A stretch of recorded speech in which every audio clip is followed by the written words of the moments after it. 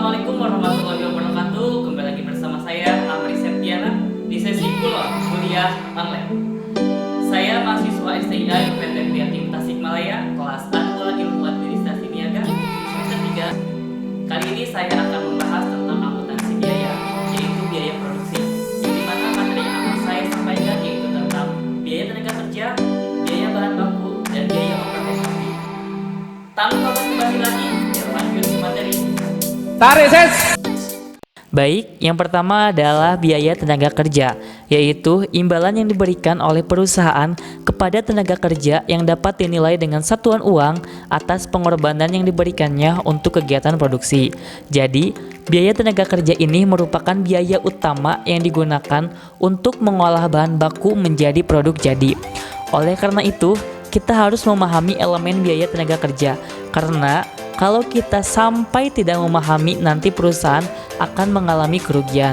Contohnya saja, apabila terlalu banyak pekerja yang digunakan, ini akan mengakibatkan pembayaran gaji dan upah akan meningkat, sehingga nanti bisa mengurangi keuntungan perusahaan. Dalam perusahaan manufaktur, tenaga kerja bisa digolongkan menjadi 4 jenis.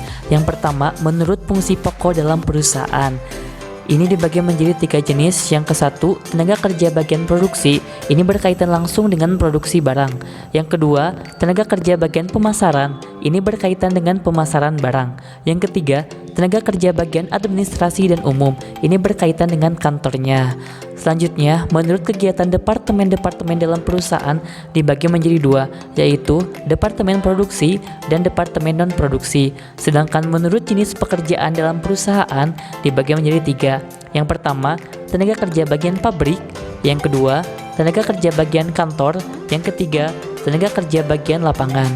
Sedangkan menurut hubungannya dengan produk, tenaga kerja dibagi menjadi 2, yaitu tenaga kerja langsung. Ini berarti berkaitan langsung dengan produksi barang. Yang kedua, tenaga kerja tidak langsung. Ini tidak langsung berhubungan dengan produksi barang. Di sini saya mengambil contoh tenaga kerja langsung, yang dimana cara menghitung biaya tenaga kerja langsung per unit adalah dengan cara membagi total biaya tenaga kerja langsung dengan jumlah total produksi. Kalau dimasukkan dalam rumus, yaitu BTKL per unit sama dengan total BTKL per total produksi. Selanjutnya, tahap pencatatan biaya tenaga kerja. Yang pertama, tahap pendistribusian biaya tenaga kerja. Yang kedua, tahap membuat bukti kas keluar dan cek untuk pengambilan uang di bank. Yang ketiga, tahap membayar gaji dan upah ke karyawan. Yang keempat, tahap menyetor PPh karyawan ke kas negara. Sebagai contoh untuk soalnya bisa dilihat. Cara perhitungannya, distribusi upah tenaga kerja untuk Yana dan Rara adalah sebagai berikut. Dibebankan sebagai tenaga kerja langsung, Yana 360.000, Rara 256.000. Dibebankan sebagai biaya overhead pabrik, Yana 60.000, Rara 80.000. Ini didapatkan dari jam kerja menunggu persiapan pekerjaan mereka. Jumlah upah minggu pertama bulan Juli 2020, 420.000 untuk Yana, 336.000 untuk Rara.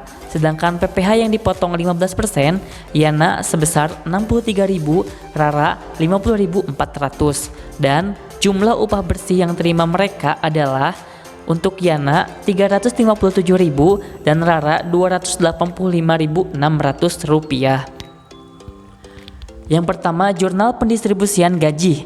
Barang dalam proses, biaya tenaga kerja langsung disimpan dalam debit, yaitu Rp616.000. Biaya overhead pabrik disimpan dalam debit, yaitu sebesar Rp140.000. Sedangkan biaya gaji dan upah disimpan dalam kredit, yaitu sebesar Rp756.000. Yang kedua, jurnal pembuatan bukti kas keluar. Biaya gaji dan upah disimpan dalam debit sebesar Rp756.000.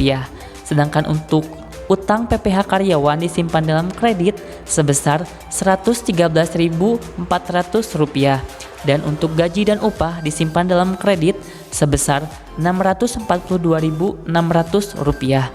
Yang ketiga, jurnal pembayaran gaji dan upah.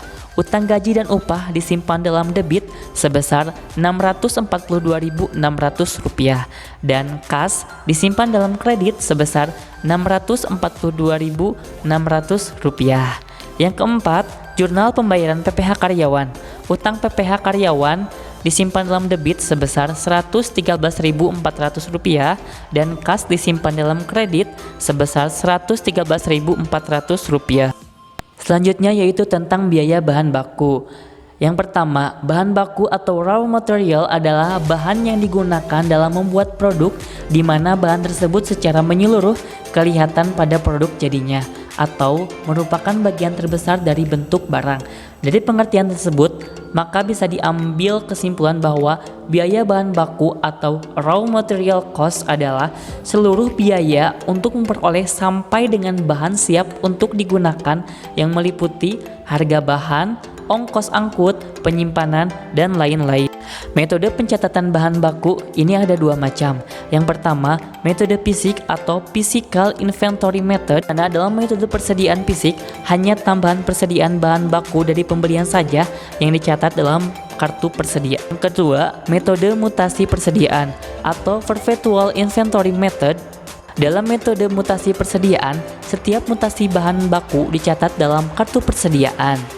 Metode persediaan fisik cocok digunakan dalam penentuan biaya bahan baku dalam perusahaan yang harga pokok produksinya dikumpulkan dengan metode harga pokok proses. Sedangkan metode mutasi persediaan cocok digunakan dalam perusahaan yang harga pokok produksinya dikumpulkan dengan metode harga pokok pesanan. Selanjutnya, untuk metode penilaian bahan baku terdiri dari metode FIFO atau first in first out, metode harga rata-rata, metode LIFO atau last in first out, metode harga pasar, serta metode harga standar. Untuk contoh soal biaya besaran bahan baku bisa kalian lihat beserta cara mengerjakannya. Selanjutnya, biaya overhead pabrik atau BOP. Biaya overhead pabrik adalah biaya produksi yang tidak masuk dalam biaya bahan baku maupun biaya tenaga kerja langsung. Biaya overhead pabrik ini biasanya muncul dari biaya-biaya yang harus dikeluarkan untuk pemakaian bahan tambahan seperti listrik, telepon, tenaga kerja tidak langsung, pemeliharaan dan perbaikan, asuransi, dan sebagainya. Tujuan dari penyusunan sebuah BOP yaitu untuk menyatakan target dan harapan sebuah perusahaan secara jelas dan formal, untuk menginformasikan target dan harapan dari manajemen kepada pihak-pihak yang berkaitan dengan perusahaan sehingga anggaran yang dibuat oleh manajemen dapat didukung, dimengerti, dan dilaksanakan oleh pihak-pihak yang berhubungan dengan perusahaan. Lalu, untuk menyediakan rencana mengenai aktivitas yang akan dilakukan oleh perusahaan secara terperinci, sehingga bisa mengkoordinasikan suatu metode atau cara yang akan dilaksanakan oleh berbagai pihak dalam perusahaan dalam rangka memaksimalkan sumber daya yang tersedia dalam suatu perusahaan, sehingga kita bisa memberikan suatu informasi yang mendasari perlu tidaknya melakukan tindakan koreksi. Langkah-langkah penentuan tarif BOP. Yang pertama, menyusun anggaran BOP. Yang kedua, memilih dasar pembebanan BOP kepada produk.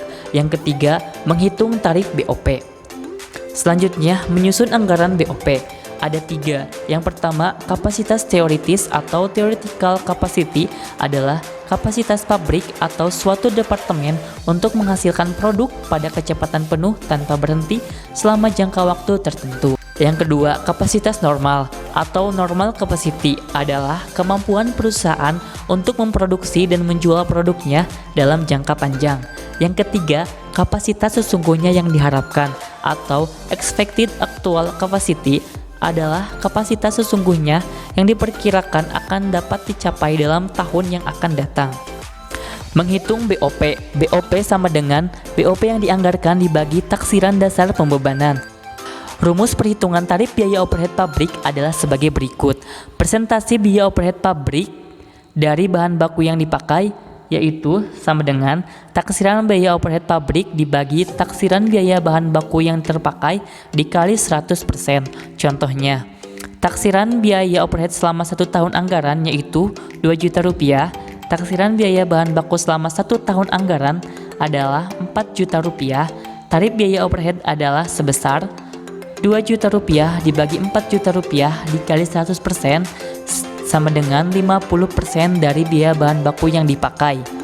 Jadi, misalnya suatu pesanan yang menggunakan bahan baku seharga Rp30.000, maka pesanan ini akan dibebani biaya overhead pabrik sebesar 50% dikali Rp30.000, yaitu Rp15.000. Sekian dan terima kasih. Wassalamualaikum warahmatullahi wabarakatuh. Tetap jaga jarak, tetap cuci tangan dan hindari kerumunan ketika keluar rumah. Dan jangan lupa selalu pakai masker. Indonesia bebas dari